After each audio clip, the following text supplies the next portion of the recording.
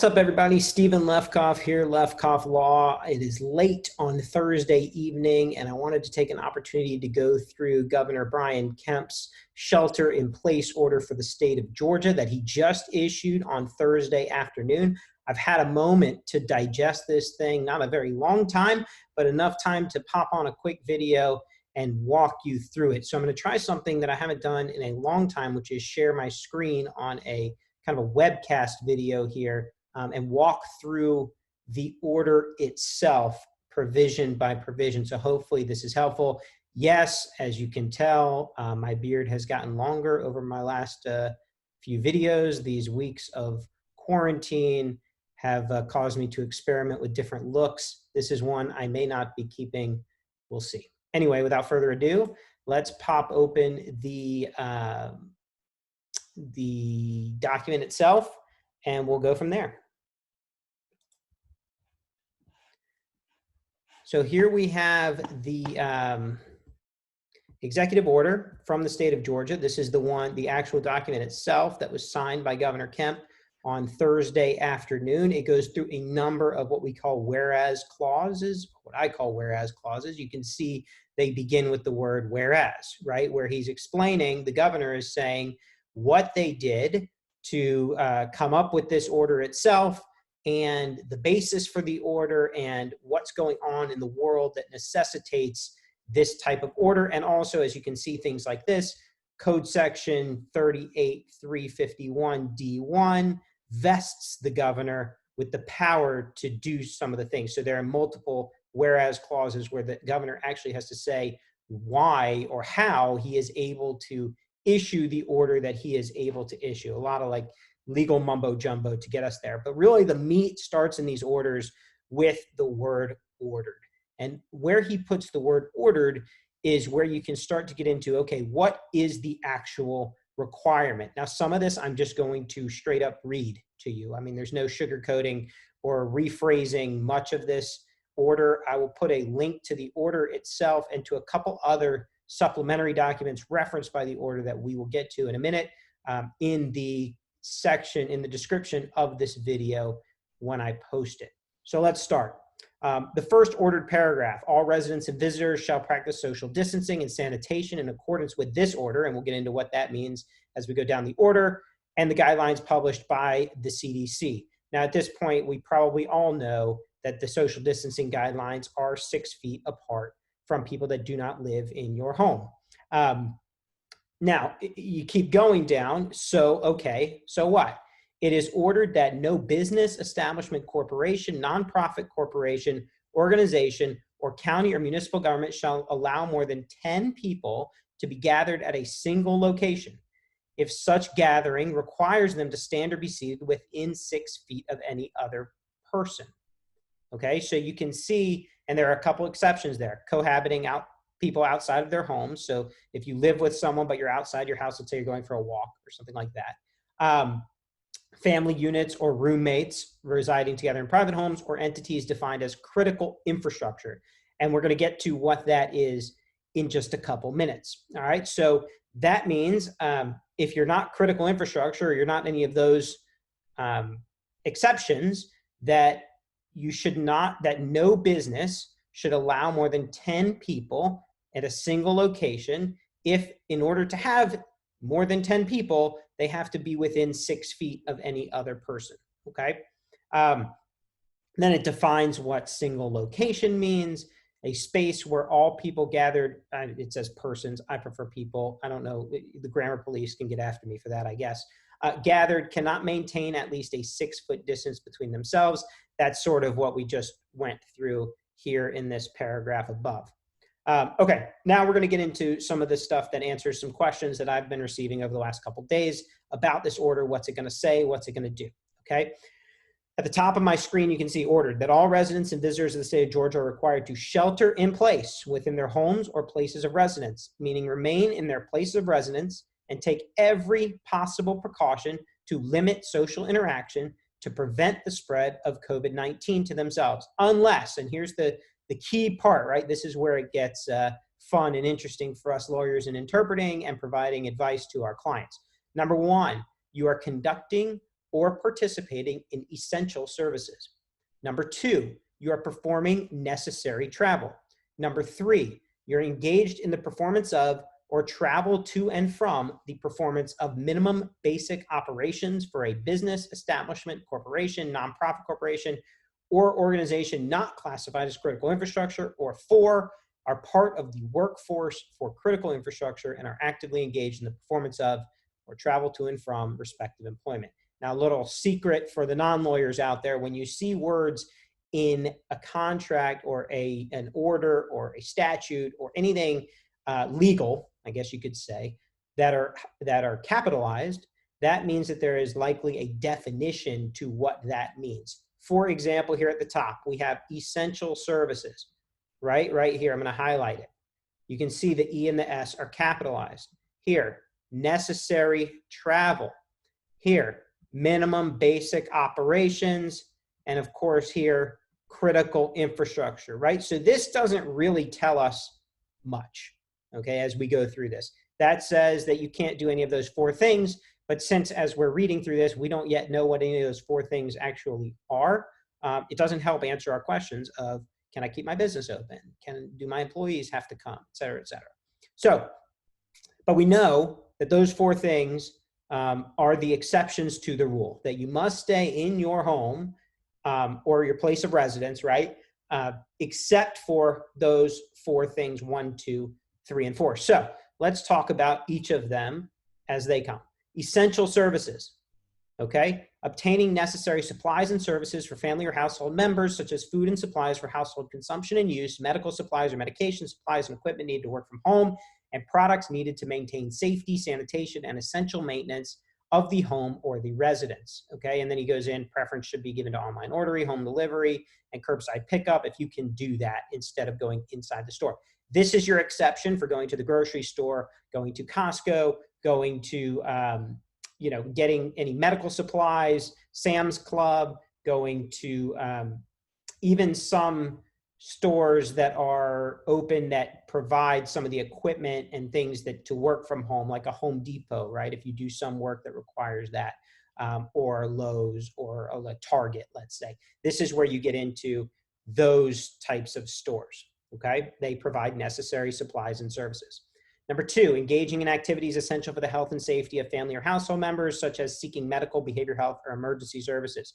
So you can leave your home for medical, behavioral health, or emergency services.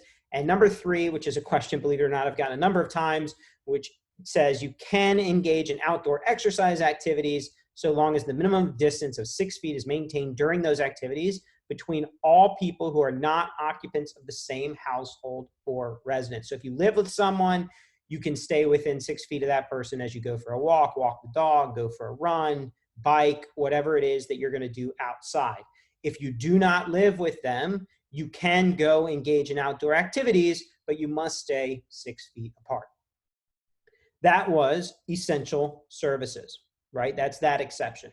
Necessary travel is travel required to conduct or participate in essential services, minimum basic operations, or critical infrastructure. Thanks, Governor Kemp, not so helpful, but thank you. Necessary travel is to do all the other things that need to be defined.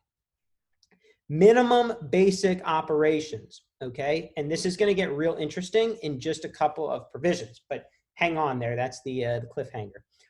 Minimum basic operations are limited to the minimum necessary activities to maintain the value of a business, establishment, corporation, nonprofit, provide services, manage inventory, ensure security, process payroll. Basically, the minimum thing that you have to do if you're a business owner, the minimum operations necessary to keep your business running, okay? So long as you are in a business that is allowed to be open.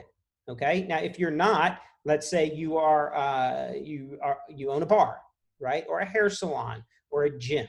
Okay, those businesses are not allowed to be open. They are prohibited from being open at this time. Okay, so that is a different situation entirely. Okay, if we go up here, that would be so number 3. Let's go back. Okay, because you have a couple provisions here. Essential services But number 3, are engaged in the performance of or travel to and from the performance of minimum basic operations for a business, establishment, corporation, nonprofit, or organization not classified as critical infrastructure. So it's important to look at what that classification is, and I'll get to that in a minute. But if you're not classified as that, you can only do what's called minimum basic operations, and that's this section right here, 1, 2, and 3. Now, if we move down, if you are engaging in minimum basic operations as defined above here, right, 1, 2, and 3, and I'll leave it on there for a second, then this section here where it starts ordered explains some of the things that you need to do or should do to mitigate the exposure of the virus amongst your workforce, okay? And these are things like taking temperatures of people who are showing signs of illness or a fever, requiring those workers not to come into work, excuse me, implementing teleworking. I'm just picking out a couple of them. Suspending the use of PIN pads or PIN entry devices on a credit card reader so long as you can, so long as it's permissible with your credit card agreement, okay? Those are the kinds of things. Now, critical infrastructure, all right? This is a really interesting thing here. So the critical infrastructure businesses are businesses that may remain open, okay? The term critical infrastructure shall refer to businesses, establishments, corporations, nonprofit corporations, and organizations as defined by the U.S. Department of Homeland Security as, quote, essential critical infrastructure workforce. And there are these guidances that were put out by the Department of Homeland Security that list those kinds of businesses. Now, it's no secret, many of my clients are in the car industry, in finance. That is all considered a critical infrastructure business. So those businesses may remain open. The operation of those businesses, you see, shall not be impeded by county, municipal, or local ordinance. So even if you're in, say, Cobb County or DeKalb County or Hall County, and they put forth an ordinance that says something other than this one, this trumps, right? So this takes what we call precedence over that ordinance. Even still, if you continue in-person operation, you should still be implementing these measures, right? All of these things, and you should take a look at the list, click on the link on this video to access the order and make yourself familiar with it. The rest of these, I'm going to get to some of these others in a second, but we're about to get into kind of some standard language in these that we'll get to in just a second. But the next provision says that the Georgia Department of Economic Development is authorized to issue any guidance that they need to issue regarding businesses' particular status as critical infrastructure. So if you have a question, those are probably the folks to go to as to whether or not your business is considered critical infrastructure. They can provide you guidance on that, but you'll see in the links that I provide on this video that the essential critical infrastructure workforce right here, that the guidance from the U.S. Department of Homeland Security is pretty darn thorough in what they have listed on those businesses. So more likely than not, you're going to find your business listed or something really close to it, right? It may not be exact, but it's going to be close enough that you'll be able to sort of make a judgment call there that, yeah, we fit into that category. So now we get into gyms, fitness centers, restaurants, et cetera, et cetera. The next section, all restaurants and private social clubs shall cease providing dine-in services. Takeout, curbside, and delivery are permitted, but dine-in is not. That has been kind of the norm, at least in Metro Atlanta now for some time, 10 days to 2 weeks or so. And depending on your municipality or your county, those orders have been out for a bit. So for most in Metro Atlanta, excuse me, most restaurants in Metro Atlanta have stopped dine-in service. For those that have not, and certainly some around the state have not, we're in different counties that are just not quite as impacted as Metro Atlanta has been by this. So there have been some counties that have not had orders prohibiting dine-in at restaurants. For those counties now, you are under an order to stop dine-in service. So if you own or run a restaurant in a county that has not yet prohibited that, you are now under that prohibition. Dine-in is not permitted.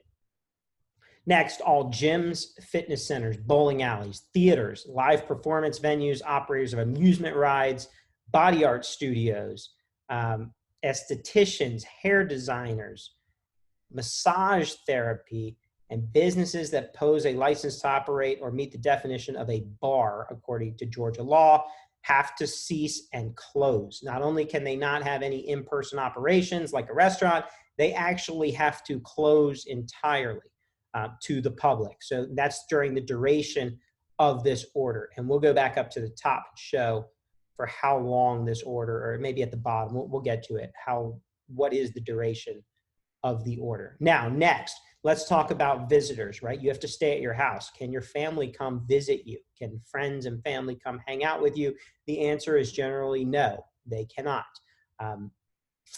The following exceptions exist as it relates to visitors. Number one, visitors providing medical, behavior, or emergency services or medical supplies.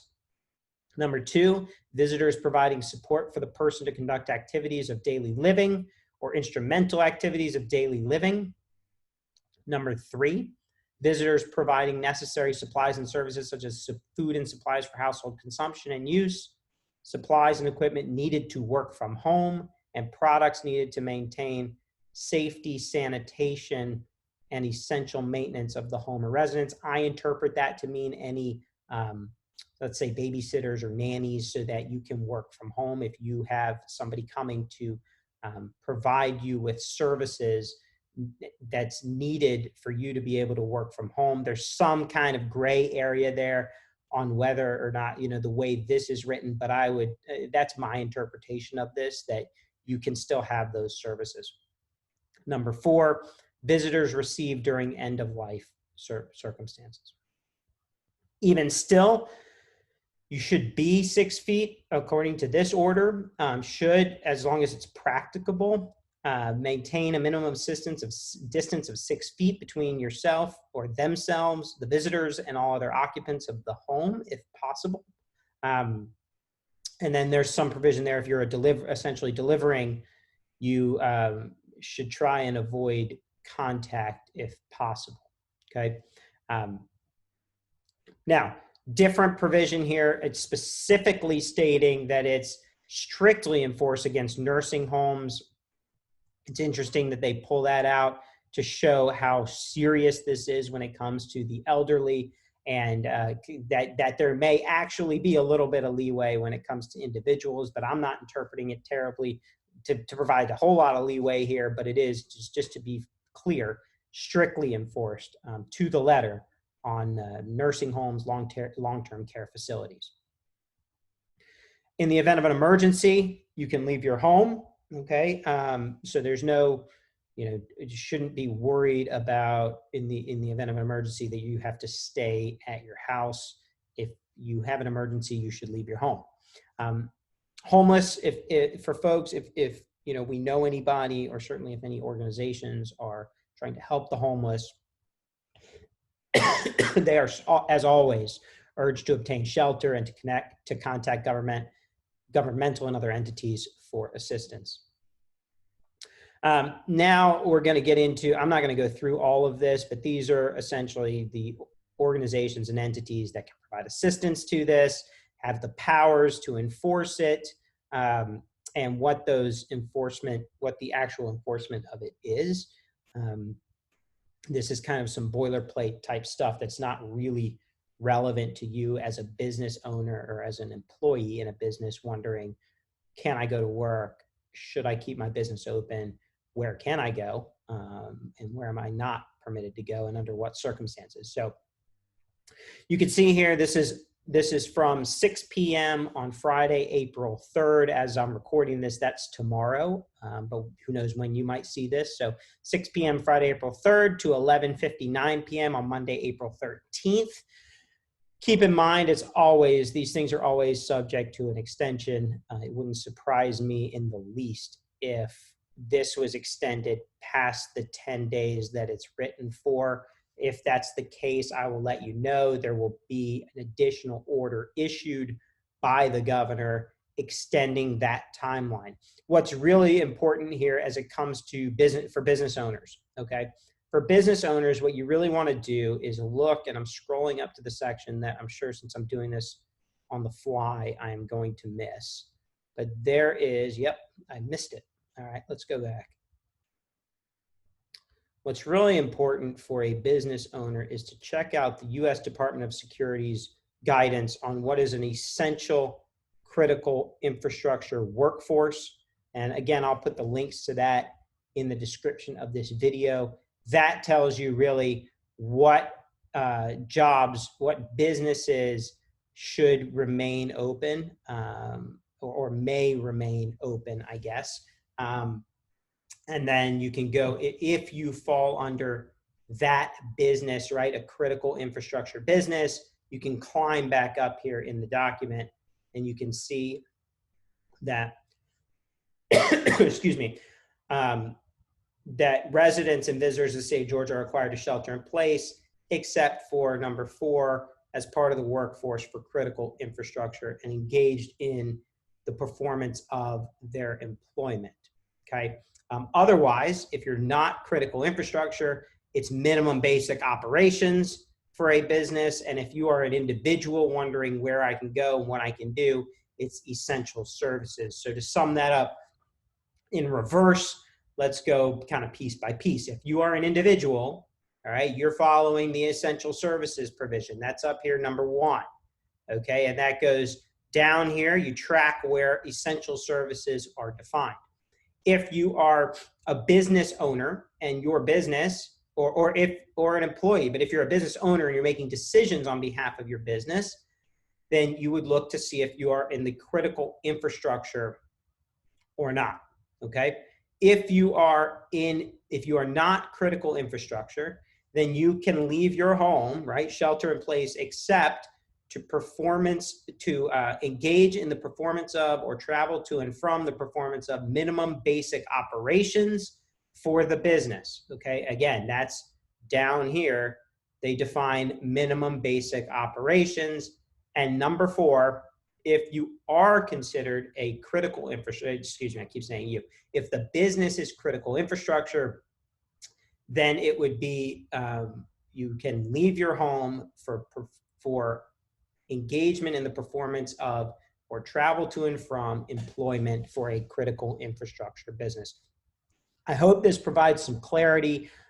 It's a moving target right now, to be honest with you. These laws are changing, if not daily, certainly every couple of days, there's a new order out. I mean, in fact, there was rumors today in the media, depending on where you read or what you watch. So I'm not going to, certainly not getting into that, but there were rumors today that the president and the executive branch were considering a shelter in place for the country, or at a minimum, there were people suggesting that that should happen.